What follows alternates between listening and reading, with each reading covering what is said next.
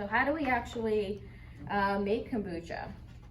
So one of the first things we want to do is we want to get ourselves a tea, okay? And we have a few different teas that we can use. So I have a green tea that's here, and you can use like a loose leaf green tea. And then I also have a bagged green tea. I have a white tea, and I also have a rooibos tea as well. So either of those would be fine. What we don't want is flavored teas, okay? So we want a tea that's unflavored, because what this SCOBY is going to end up eating is things that it knows, which is sugar, water, and tea. If we introduce a different component to it, we could harm our SCOBY, and it may not be able to digest that very well. So we want just a plain tea. We need our organic sugar, as we talked about. We need clean filtered water. So if you don't have a water filter at home, I often will just buy the water from like the spring water. You can also go on findaspring.com and get your own spring water, which is really awesome to fill up containers with. And then you need some glass containers, and you need these to be sterilized. So if you have a dishwasher, or getting them through the dishwasher, because what we're creating, this environment that we're creating is susceptible to certain things. We want to make sure that this is really clean. So once we have everything that we need, we're going to make our tea. And we just made a big batch the other day, and this is just a small part of that. There is a recipe in the book for a smaller batch of the kombucha.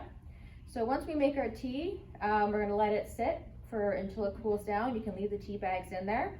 We've already added our sugar, and once it's come up to a boil, and then we're going to let that cool. So once this is completely cool, then we can start working with it. We're going to get it into our jars like I have here.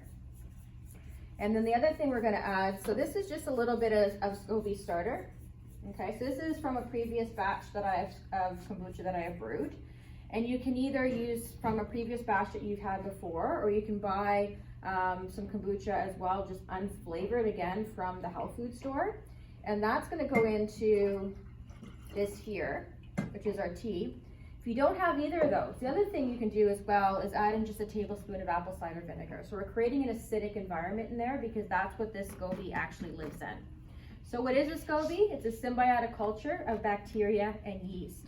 And those things work together to create what we're going to get as our kombucha here. So this is kind of like a little helper. It's a booster to start growing that SCOBY. Once we have our tea, we're going to take our SCOBY here. We've been giving away a lot of SCOBYs to alumni that have been leaving, but normally I have a whole hotel. This is a SCOBY hotel. I'm going to talk to you about the hotels in just a few minutes. But as you can see here, I have my SCOBY. And he looks like this. Okay, I know he's kind of strange looking, he's kind of funny looking, and you're going, looks like something from Alien. You can see they have this back that'll form on here as well. Okay, so this is our SCOBY. And we're just going to take him and we're going to add him into our jar. So what will normally happen is that our SCOBY will actually sink to the bottom. And then it eventually will start to get that lid that's it's going to be building on itself. So once your SCOBY's in there, you're going to let that sit. Now how long you're going to let that sit for depends a lot on the temperature in your room, okay? So in winter, you're going to probably take a little bit longer to brew. In summer, it's going to be a little bit quicker. So from anywhere from about 2 weeks to about a month. So the last brew that I did that you guys have been drinking took about a month for us to brew. As I said, this one's been going since April 28th, and you can see it's just starting to build its own SCOBY, so it's got a little ways to go yet still, okay? I like to start testing mine once I start to see a nice big SCOBY starting to be created on top. That's actually starting to get a little bit thicker. And when we have a nice healthy SCOBY, this is actually what it looks like, okay? So it looks like that. Once I start getting a nice healthy SCOBY, then I'll start tasting it. And how you know it's ready, if we were to take a little bit of this right now, it's very sweet. When it's ready, it'll have sort of a tangy kind of taste to it. Okay, we don't want vinegar, we've gone too far.